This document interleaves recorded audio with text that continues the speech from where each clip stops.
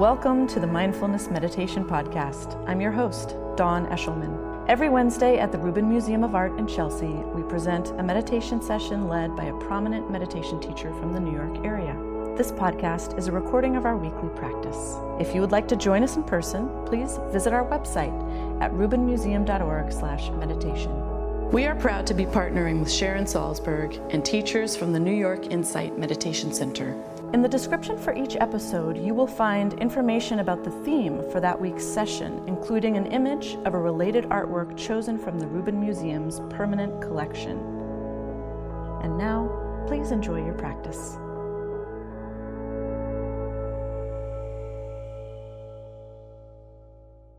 Hi, everyone.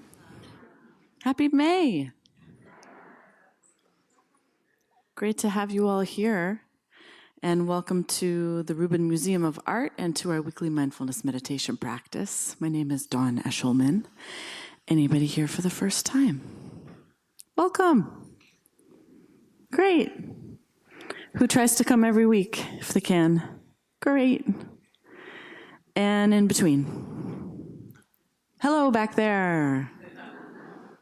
Cool. Welcome everybody. And welcome to those who are listening on our podcast. We podcast this as well if you ever miss it and you want to check it out for free on our website or iTunes. And each month we choose a theme to study together. And this month our theme is compassion. And it's one that we've looked at before. It's one that often comes up in this work, right, in any type of meditative practice. And it certainly comes up in the galleries, in much of the art that is at the heart of our collection here at the Rubin Museum of Art, Tibetan Buddhist art, and other types of art as well from the region, from Buddhism and other religions. And compassion. It's, I think, helpful to think about within the context of also this year-long discussion we're having all about power. And as I've mentioned to you before, sometimes when I'm telling a friend or someone that we, the Rubin Museum, have chosen to talk for a year about power, they kind of think, what? It's supposed to be all peace, love, and happiness over there. Well, when you really think about the essence of true power, about what it is, I think compassion can be found amongst other things, but compassion can be found at the root of that there. And I'm reminded of the Bodhisattva. So we're looking at a Bodhisattva here today, and this is not just any Bodhisattva, this is Avalokiteshvara, who is the Bodhisattva of compassion. But any Bodhisattva is an enlightened being who has chosen to remain on earth and not just head on up there to nirvana, but to stick around and to help until everyone has reached nirvana. And that kind of compassion, that kind of interconnectedness, I think, is really what power is all about. So this Avalokiteshvara is the name, Avalokiteshvara, means the Lord who looks down with compassion. And Avalokiteshvara is the patron bodhisattva of Tibet in particular, but known also as related to Shiva in the Hindu tradition. And here we see this emanation of Avalokiteshvara is quite sort of peaceful and at ease. He's seated on his lotus throne there, and which always reminds us the lotus symbolism of that path to nirvana, rooted in the muck and reaching towards this pure bloom up at the top.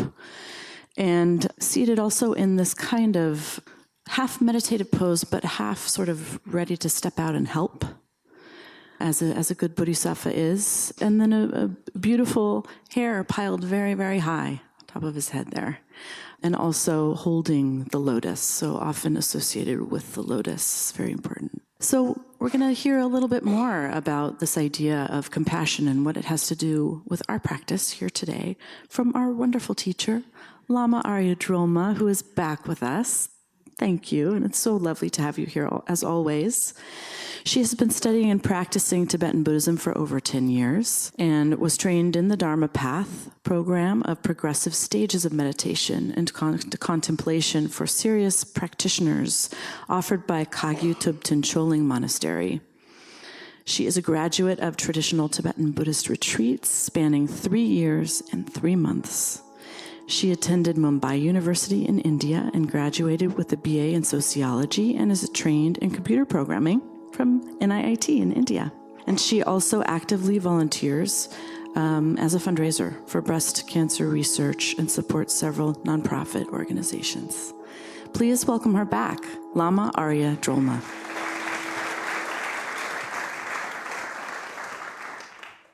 Thank you, Dawn, for the lovely introduction. And hello and welcome, everyone. Thank you all for coming in today. I'm absolutely delighted to be here with you all. So today, the image and artwork is of Avalokiteshvara.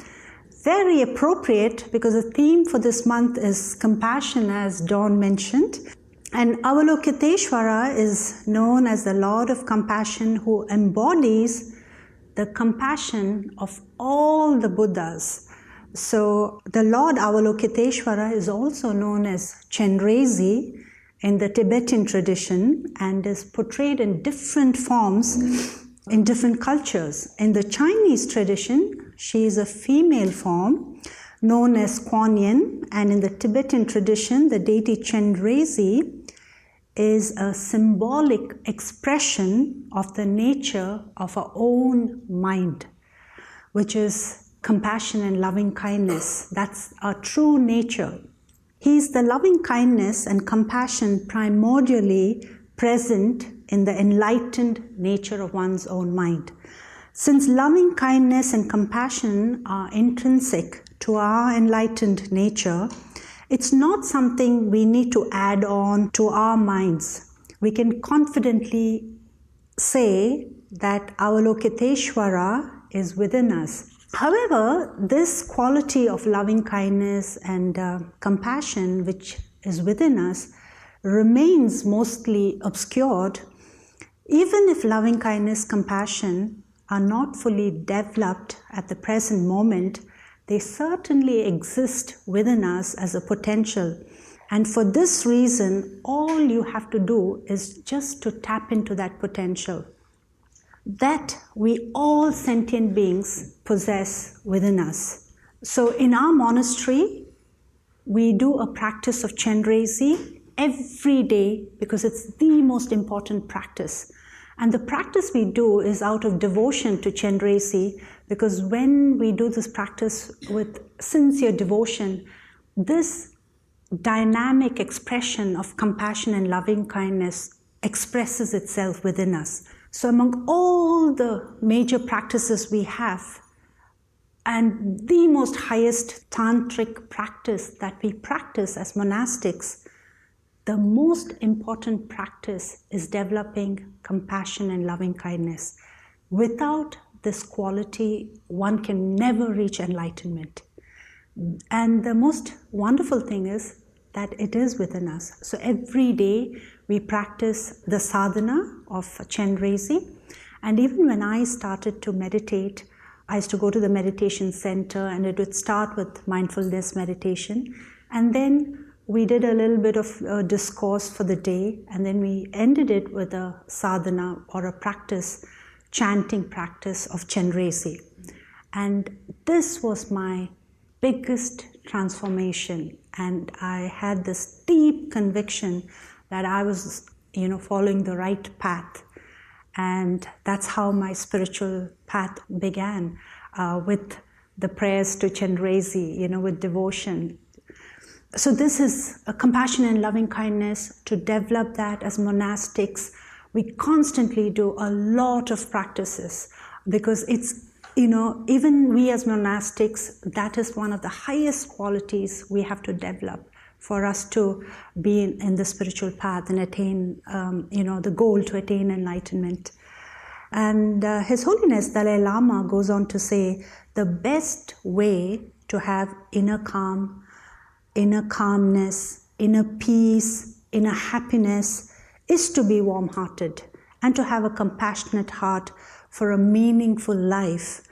For one's own inner happiness and inner calmness, all you have to, and for day-to-day happiness, developing a compassionate heart is the key, the main factor.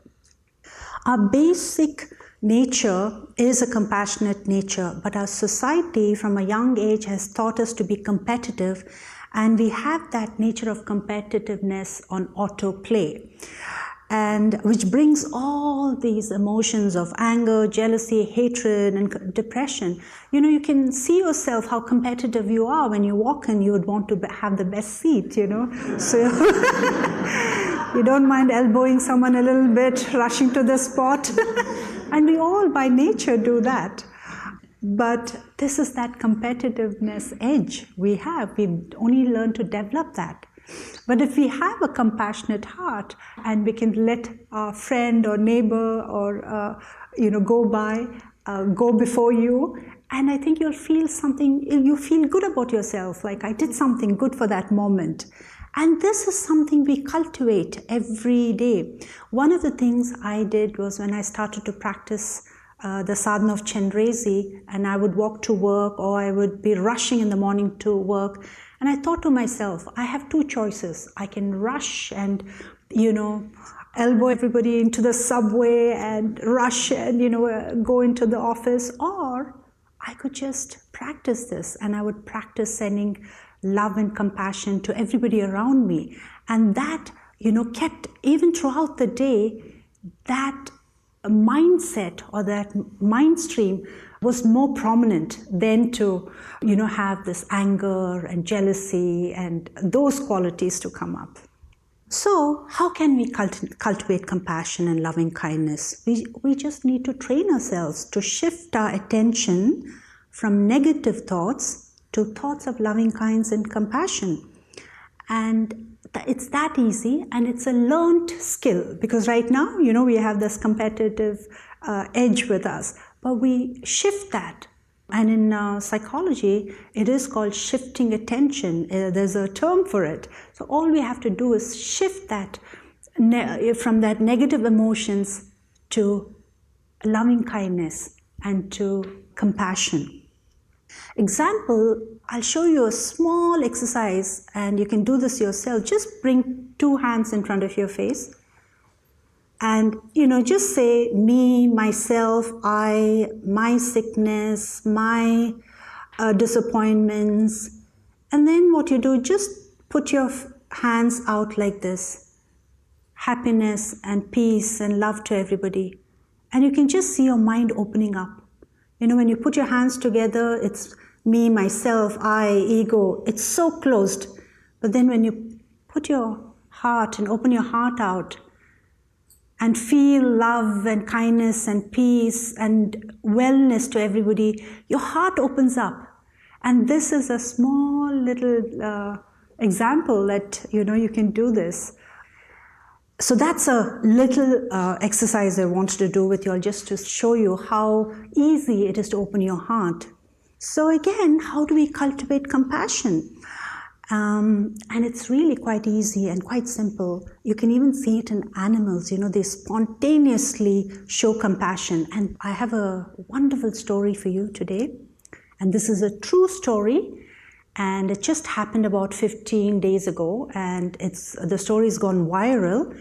The story happened in South India. Now, India is it's modern India, it's rural India, it's urban India, and sometimes they all mix together. And apparently this happened in a small town in South India. The story is, there was an 80-year-old man who had passed away, and the family and friends had gathered inside the house to grieve for the family. And like in India, when you have a wedding, they all sing and dance. And when there is death, they wail and cry loudly in a form of, showing respect for the dead. And so this was in a house, and all the families had gathered together. And what happened was a wild monkey walked inside the house. And this monkey has to be really courageous because there's a lot of people standing there, and there's a lot of people, wailing and crying loudly, and then there's the dead body there. So the monkey walks in, and it's a beautiful langur monkey. It has this silver hair, and it walks in, and it has to navigate between all these people, and it walks in straight to the lady. There are many ladies sitting there and crying loudly, and it goes to this one particular lady and literally hugs her, puts its head near the lady's head and comforts her. And then apparently the monkey did not leave until she was comforted and she had stopped crying. And then it left, and it sat for a while and looking at everybody until they took the body away. And so this was captured on a video, and it's gone viral, and I think everybody can see, monkey comforting a grieving woman. And I was so touched by this. And it's not a pet, it's a monkey that's in the wild, had wandered to the house. Apparently it heard the wailing. And also the story goes, this monkey has been doing this for the past year. It goes to people's house who are grieving. And then it goes and comforts, and apparently it also knows, it senses who the relatives are, and it goes and does that. And all of you can see, it's on YouTube. And yes, and I was like I was so stunned by this beautiful, compassionate kindness of this monkey, which is so spontaneous. And imagine the courage for it to go into somebody's house and comfort somebody and put its head against somebody. And now, in that little town, it's like they feel it's only good omen if the monkey goes into somebody's house and they're grieving. So here the monkey has become the hero. I thought I wanted to share the story because I wanted to tell you how spontaneous it is and how courageous one has to be sometimes to show this compassion and love against all odds, And apparently the monkey doesn't go for any other celebrations. So there's a monkey story for you. So how do we cultivate compassion? It's quite easy and simple.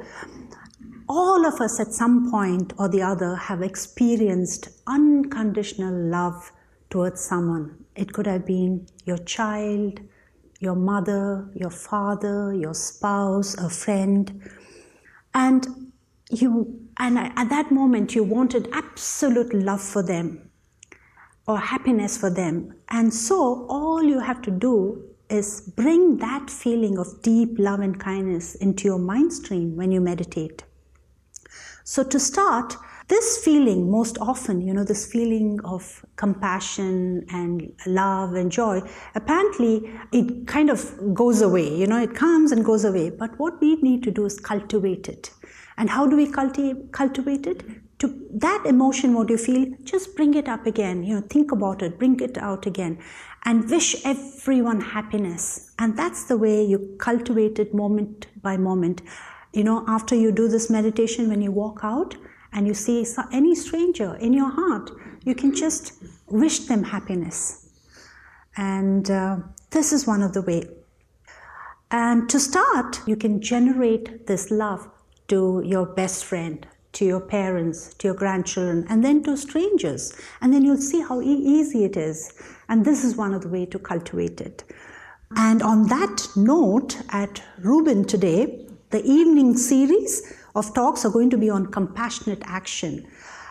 Very interesting topics, and some wonderful teachers and artists and healers will be presenting this topic. So from this afternoon session, you can probably go into the evening session and have full day of compassionate action. So our mindfulness meditation today will be on loving kindness and compassion. So we will start our mindful meditation session now. And when we start the actual meditation session, there are two essential points: the essential points of your body and the essential points of your mind. So the essential point of your body is the posture. In the tradition that I have learned, we give a lot of importance to the posture, and then it's also the mind. So I will go over very quickly about the posture, what your body posture is. So however, please note, we all have different bodies and capabilities. It is important to have a comfortable posture, and if you are uncomfortable or have any injuries, do not struggle, but just adjust to keep a good body posture. What is most important is to keep your back and spine straight and remain comfortable. So the 7 key postures are, in our tradition, sit on the chair with your feet firmly placed on the floor, and it's better not to have crossed leg. Hands on your lap, you can put your hands out like this, palms down, and just put it on your lap, or you can put one hand on top of the other and place it on your lap like this.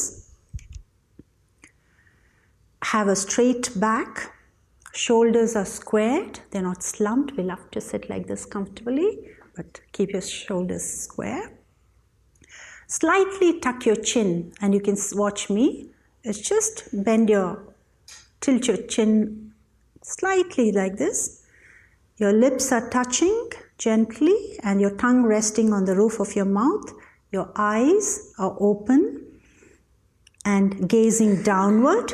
And you can look at me now. It's like put 4 fingers on the tip of your nose, and wherever the gaze falls, so you can gently just put your gaze down.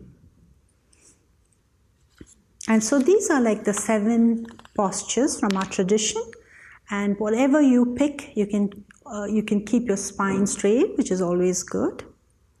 And the reason we keep our eyes slightly open in this meditation is we do not want to close down any of our senses. We don't want to suppress any of our senses. Our eyesight, our hearing, sense of touch, tactile, taste, smell, all these sense organs are open. Yet they're not engaged, they're resting. Now, the essential points of the mind. We turn our attention from our body to the mind, because it's the mind that actually does the meditation. Your mind should be relaxed and in the present moment of awareness. What it means is, right now you may be in the office, you may be somewhere else, doing a list or having some thoughts. So all you have to do is bring your mind's attention back to your body. When we start the meditation session, the important thing is the mind needs a focus or an anchor. The reason the mind needs a focus or an anchor is so the mind does not keep wandering away, jumping from one thought to the other. When the mind has something to focus on, the mind can gradually become still. So for today's meditation session, we will focus our mind's attention on our breath, combined with the feeling of unconditional loving kindness and compassion. So bring forth this feeling of whoever you feel that great love and unconditional love and compassion, bring forth that emotion and pay attention to your breath. So let's put our mind's attention on our breath, feeling each breath as it comes in and goes out. Breathe normally, letting the breath be just as it is without trying to change or regulate it in any way, allowing it to flow easily and naturally with its own rhythm.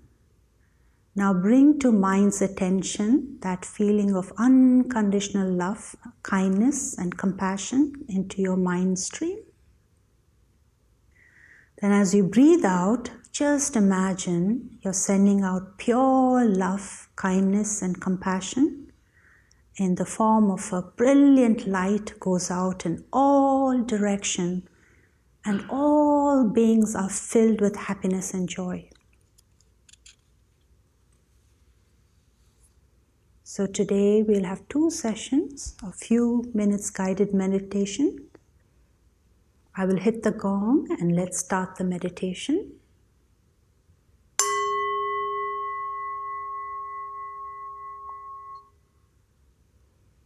Inhale and exhale. Breathe normally. And as you inhale, see the breath going all the way to your abdomen. And as you breathe out, just imagine sending out pure loving kindness and compassion in the form of a brilliant light that goes out in all directions, and all beings are filled with happiness and joy.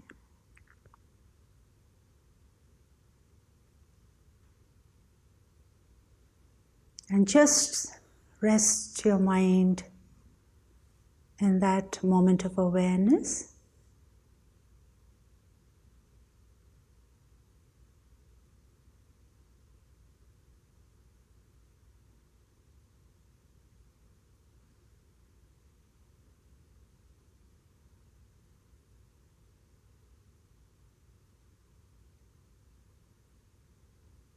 Inhale and exhale. Breathe normally. Breathe gently. And as you exhale, imagine you're sending out unconditional love and happiness to all the beings, and they are all filled with happiness and joy. And just rest your mind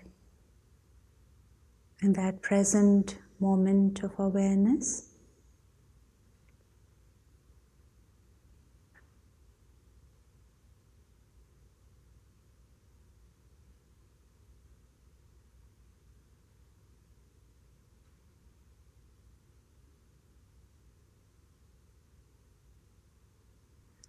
Anytime your mind wanders off and you start thinking any thoughts, just acknowledge it.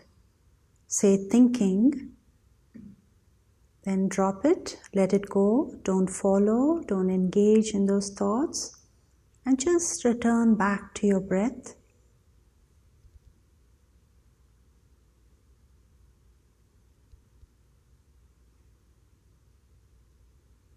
It doesn't matter how many times your mind wanders off.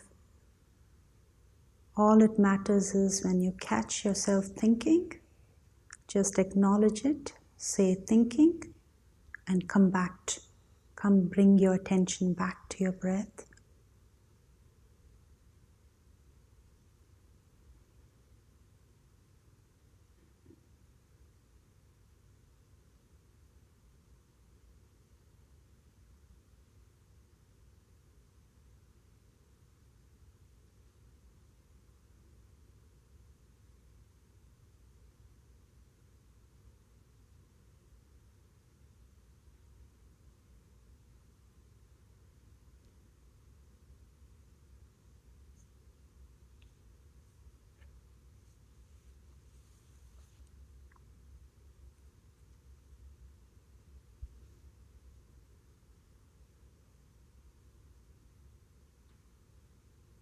Do not follow the past is finished.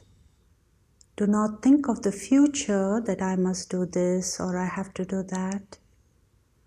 Just rest with the present moment of awareness without any distraction.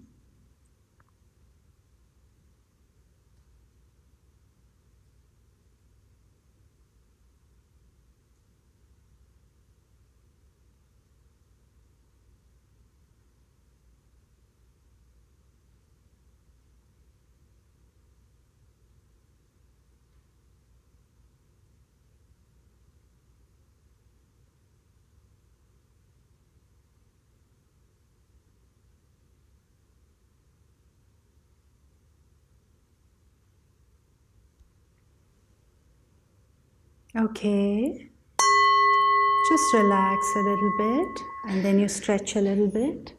It's good to do short moments of meditation, and this is how you practice. And one of the reasons you do short minutes of practice is for your mind to be sharp, and then you can continue doing for a few more minutes. When you meditate, when I mentioned that your thoughts are going to come and go, this is what the nature of the mind is. The thoughts will keep coming and going. And when you catch yourself thinking, you just say, thinking, acknowledge it, and then let it go. It's not about blocking your thoughts. And once you acknowledge your thoughts and let it go, this is what you're going to be doing in the practice form.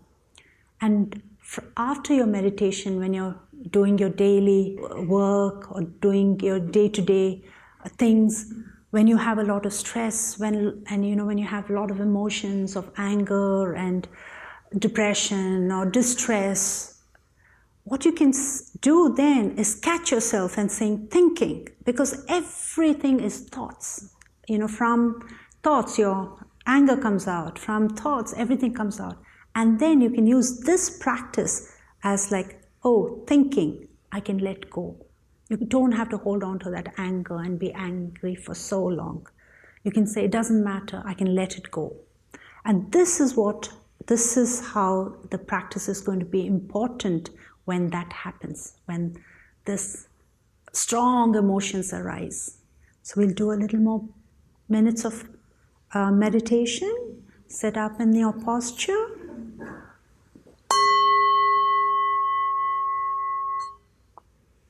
Inhale and exhale. Breathe normally. And as you inhale, see the breath going in all the way to the abdomen. And as you breathe out, just imagine you're sending out pure loving kindness and compassion in the form of a brilliant light that goes out in all directions, and all the beings are filled with happiness and joy.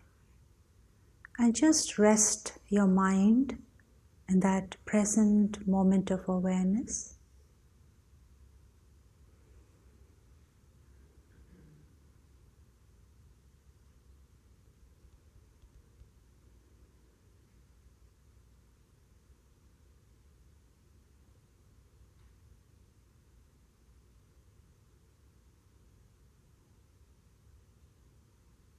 The minute you catch yourself thinking, just acknowledge it. Say thinking and gently let go of your thoughts and bring your attention back to your breath. Breathing in and breathing out. And as you breathe out, send out the feeling of absolute love and compassion. And just rest in that present moment of awareness.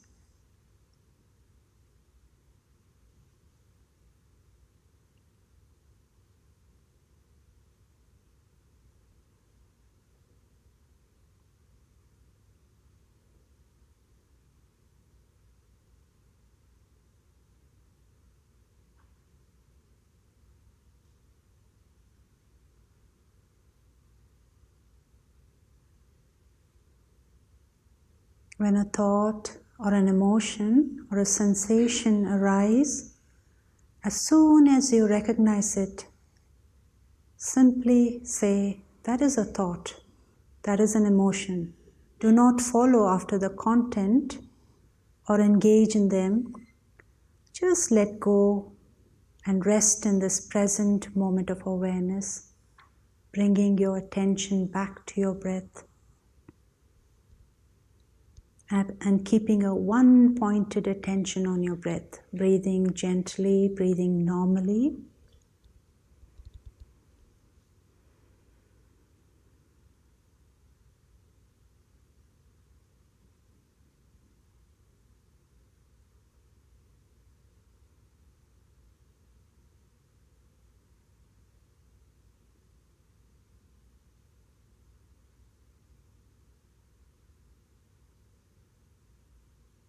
Your thoughts are like clouds in the sky. They come and go, and you don't have to engage in it.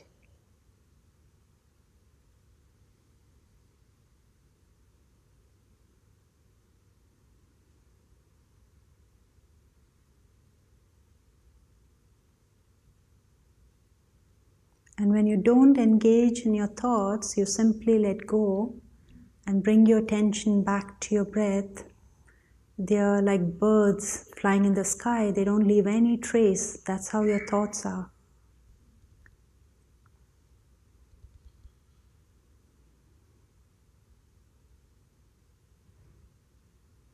Inhale and exhale. Breathe gently. And as you exhale, just imagine filling the world with happiness and compassion, and see all the beings being happy and at peace, and just rest in that present moment of awareness.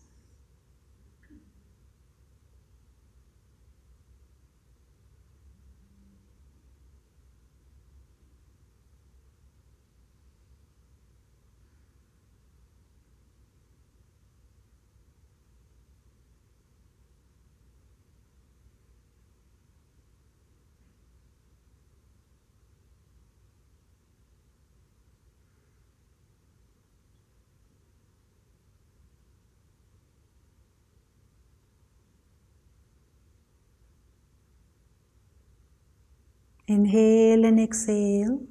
Breathe normally, breathe gently, and keep that one pointed attention on your breath. Again and again, when you're distracted, bring your mind's attention back to your breath, and just rest in that present moment of awareness.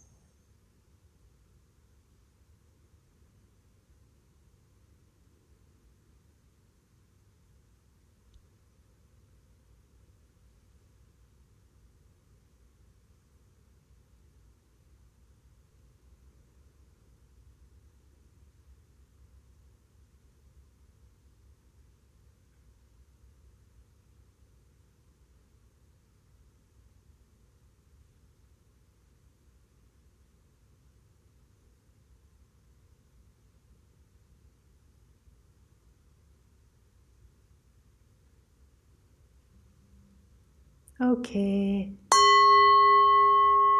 Relax, and you can stretch a little bit. Have a wonderful day. Thank you.